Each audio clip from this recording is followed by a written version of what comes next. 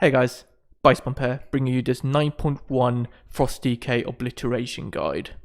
Today we're taking a look at everything you need to know to execute the Obliteration build perfectly in any scenario.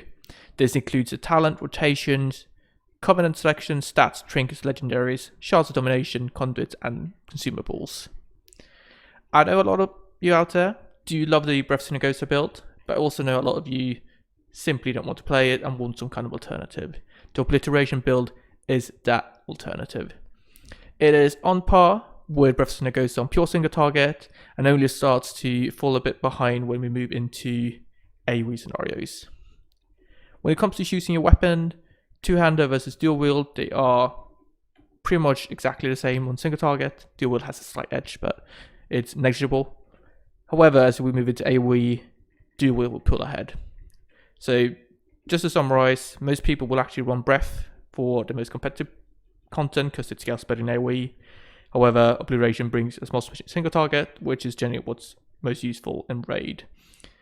Most people also run dual wield because it scales better in AoE. So, if you run Obliteration, you want to dual wields to do a bit more AoE damage, but you know, two-hander is also perfectly fine.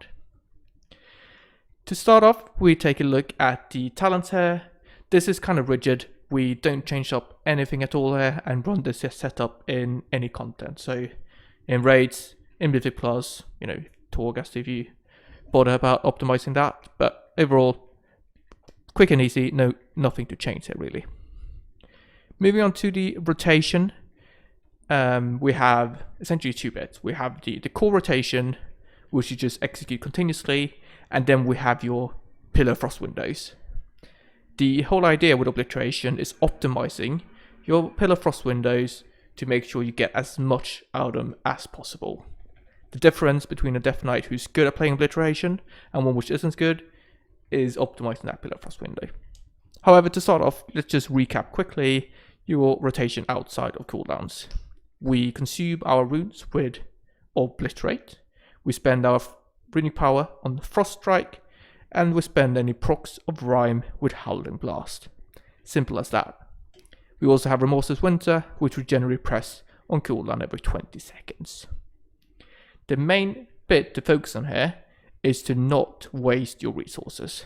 And as a Frost DK, the most important resource is your runes. You can regenerate a maximum of 3 runes at a time. So we want to make sure we do that all the time. So if you have more than 4 runes ready, it means that you're wasting runes, so do make sure to prioritize pressing Obliterate in that case. We also need to make sure we spend our procs as soon as possible, so whenever you get a Rime, make sure to press Howling Blast. Whenever you get a Killing Machine, make sure to prioritize that Obliterate. You will overcap on runic power, specifically in AoE. This is fine, don't worry too much about it.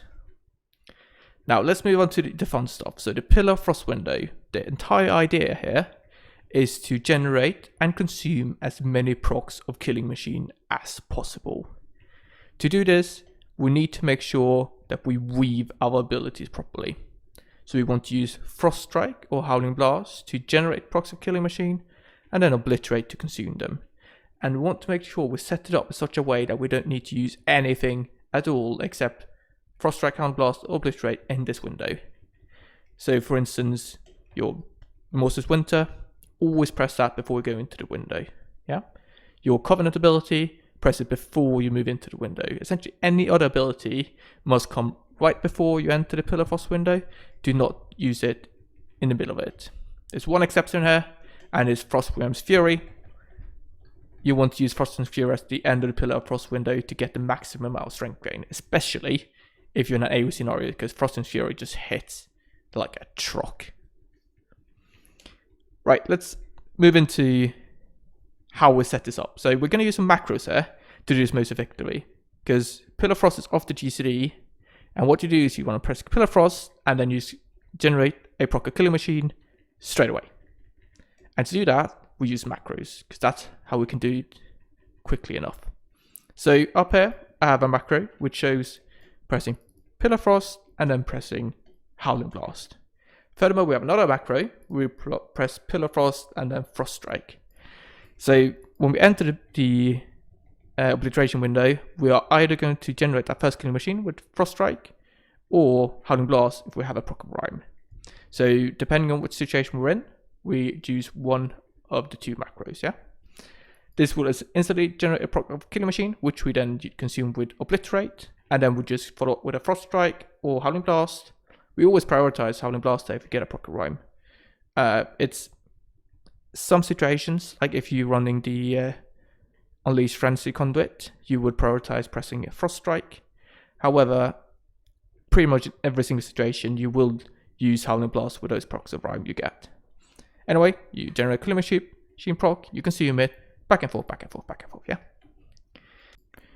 There is a Haste Breakpoint in play for the Pillar Frost windows. So when you reach a specific point of haste, you will get 1 extra GCD in the window. These breakpoints come at 12.5%, 25%, and then 37.6%. That's maybe not attainable, but it's still there. I wouldn't recommend going for exactly these haste numbers because there is lag in the game and you won't ever be able to execute the GCDs perfectly so that you fit in that exactly extra one. So what you want to do is get to that specific haste breakpoint and then go a bit further, like 2% or whatever. You can have a look and see if it works for you by going hitting the dummy and seeing when you get that extra GCD in your Pillar Frost window. But I generally recommend going something like 2% above, just to be safe on the safe side. Right, so that was the Pillar Frost window and the macros we need to enter it. Let's talk about the opener, because it's a bit odd, since you will actually use a Howling Blast without a proc of Rime. When you enter a boss fight, you want to go in, you want to press your Remorseless Winter, follow with the Covenant ability, and then you want to follow up with your Pillar Frost macro with the Howling Blast here. So this will actually be a naked Howling Blast, and that's completely fine. You can actually use Howling Blast without a Rime proc if you want to keep up your dot, or in this case, if you want to enter your Pillar Frost window with an instant proc of Killing Machine. Just to reiterate, so Remorseless Winter into Covenant ability, into the Pillar Frost macro with the Howling Blast trigger. You might actually get a Killing Machine here as you run into the boss and like your first out attack produces a Killing Machine. In that case, consume that proc Killing Machine before you enter the Pillar Frost window. Always do this generally. You're going to go into your Pillar Frost window. If you get a Killing Machine prop, consume it before you move into the Pillar Frost window, okay? Alright, final bit. I know there's a lot, but I feel like it's important to cover this completely. You want to make sure you properly pool your resources before moving into your Pillar Frost window. You don't want to sit there with no runing power, no runes, press your Pillar Frost, and then don't get full weaving, yeah? If you don't have enough resources, you will have times of not pressing anything at all. That's a complete waste of your Pillar Frost window, and it will result in a lot of downtime. Make sure you have 2 runes and 30 runic power, so before you move into your Pillar Frost window. This is essential to make sure you get the most out of it. Okay, I thought that was quite a lot of chat, but I feel like it was also essential to make sure we covered all the bits we need. One final portion. We have Empower Rune Weapon, we have Raised Dead, Cooldowns. You can simply macro these into your Pillar Frost macros. Empower Rune Weapon can be used in cooldown, but it's also kind of as efficient to just use it every 2 minutes. So anyway, I would just put it into Pillar Frost window macro, but you can also just use it on cooldown, and that's also completely fine. Frost and Fury, as I said, use it at the end of Pillar Frost, but if you have a Pillar Frost window that doesn't overlap with ads coming through, just use Frost and Fury on the ads. Any boss which have ads, always say Frost and Fury, because it deals so much more damage if you use it on the ads. Great. For AoE, nothing changes. Literally. The Frost DK Obliteration rotation is exactly the same in AoE.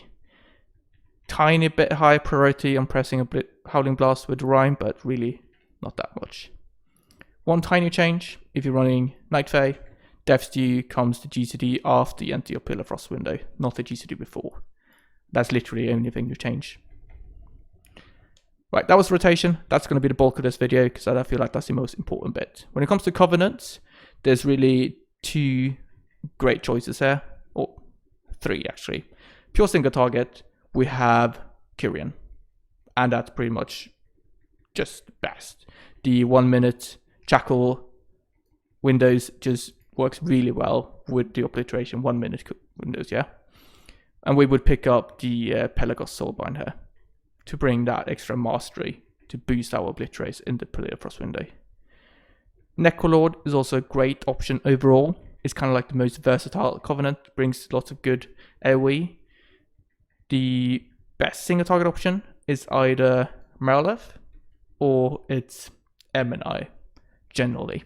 You would have to sim your own character, because it also depends on how far you got in your renown, which potency conditions you can empower, that kind of thing. Erme is a great option for AoE, and I pretty much generally pick that up in Mythic Plus.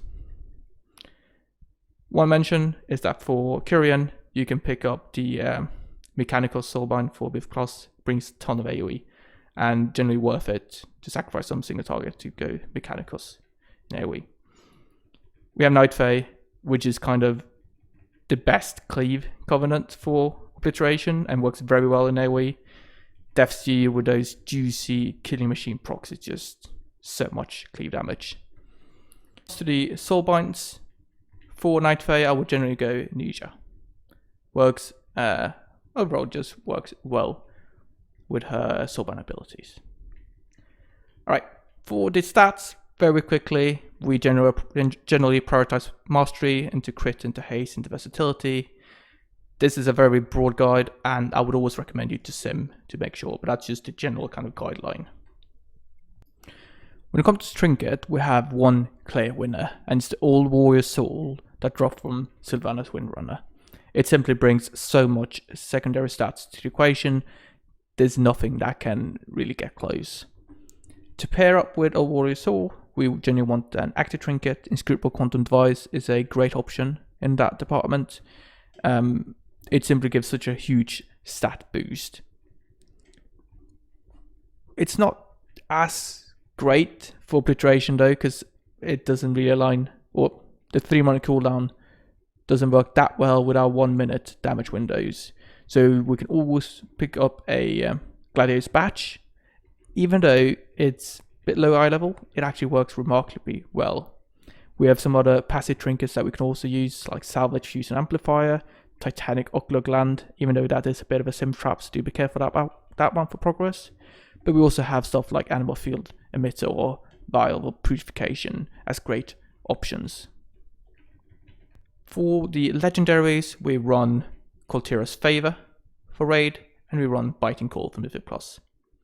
Very simple, there's no real changes there, and we can always run with that specific setup. We have the new Shards of Domination. What we're going to want to do here is prioritize getting the Unholy 3 set. The Frost 3 set is a potential one, and you'd have to sim your own character to see how well it works for you, but generally Unholy 3 set will be best. And then your 4th and 5th Shard would just be the Blood and Frost DPS ones. For Mythic Plus, we don't care about the Unholy 3 set, so what you do is you pick up the Frost DPS Shard, the Blood DPS Shard, the Unholy DPS Shard, the Unholy Healing Shard, and finally kind of whatever you fancy, because nothing else adds too much extra damage at that point. For Conduits, we have a quite clear winner. It's Everfrost. It's just so much better than anything else, really. Second one, we run Accelerated Cold. That extra haste during your Power Room weapon is really quite good. Third option, you can run Adaptive Armor Fragment, you can run Unleashed Frenzy. Kind of 50-50. Sim your own character, see which one works best for you. Maybe one of them will be higher eye level for you, but it's really no clear winner in that case. For Consumables, it's just a standard. I'll put a list up here so I don't have to read it all out. One important bit is that for the rune enchants, if you're running a 2-hander, you want to run Razor Eyes in raids for the extra single target, and you run Fallen Crusader in Mythic Plus for the extra AoE. That's the only special tidbit. Okay, so I think that was everything. I hope you find this guide useful. If you have any questions, do leave them down below. I'm sure I missed some specific part that you think I should clarify. So just ask away and will reply to your comment. You can always find me in Macroes Discord. Just ping me if you have any questions.